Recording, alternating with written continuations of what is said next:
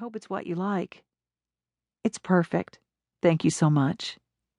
Her insides froze when she saw Kevin walking toward her. He hadn't changed, not a bit. That same shoulders back, head up stride that ate up the feet between them quickly.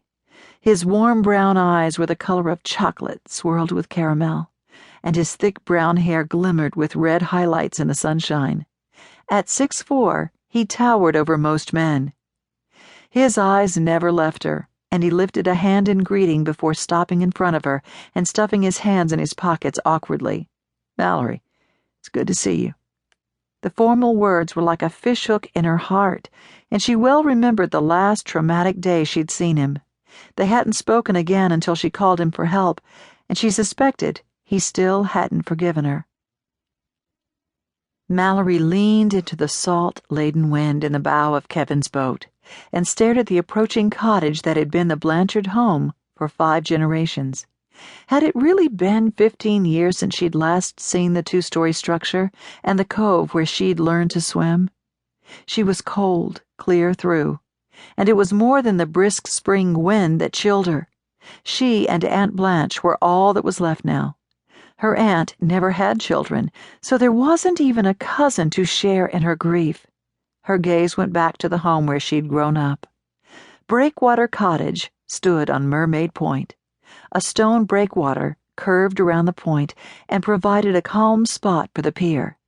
The weathered shingles had withstood countless nor'easters, and the 100-year-old metal roof was as sound as the day it was put on.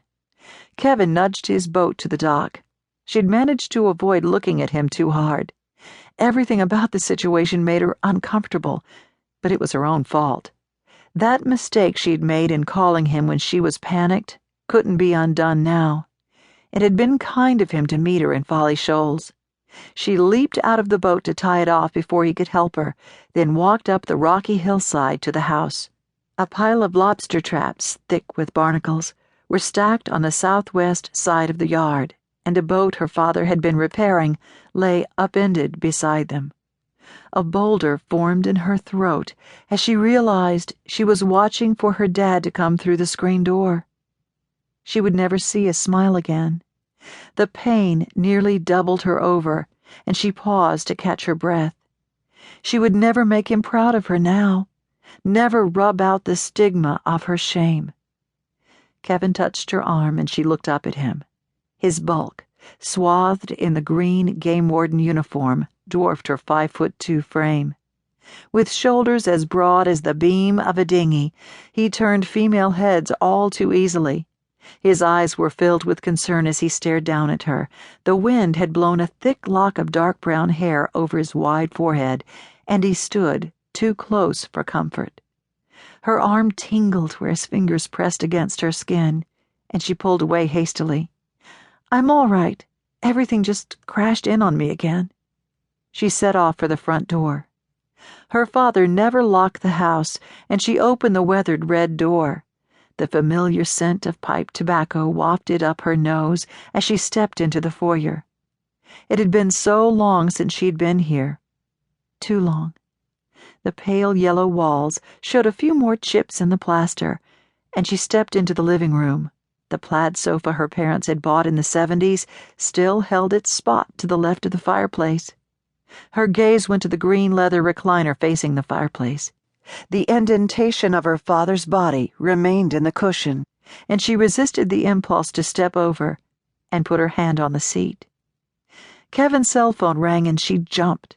She listened to him reply in monosyllables to whoever had called. Was it the coroner? She bit her lip and clasped her hands together. She needed answers to what had happened today. She'd pressed Kevin for information when she first saw him, but he'd been reluctant to say anything more until he heard back from the sheriff. She should have insisted he take her to where he'd found her father's body. He ended the call and pocketed his phone in his dull green jacket. That was the sheriff. "He says he thinks a swell struck the boat and your father fell and hit his head." She eyed his flattened mouth and tense jaw. "What aren't you telling me, Kevin?" Indecision flickered in his brown eyes. "I've been mulling over why I felt uneasy on the boat. Some things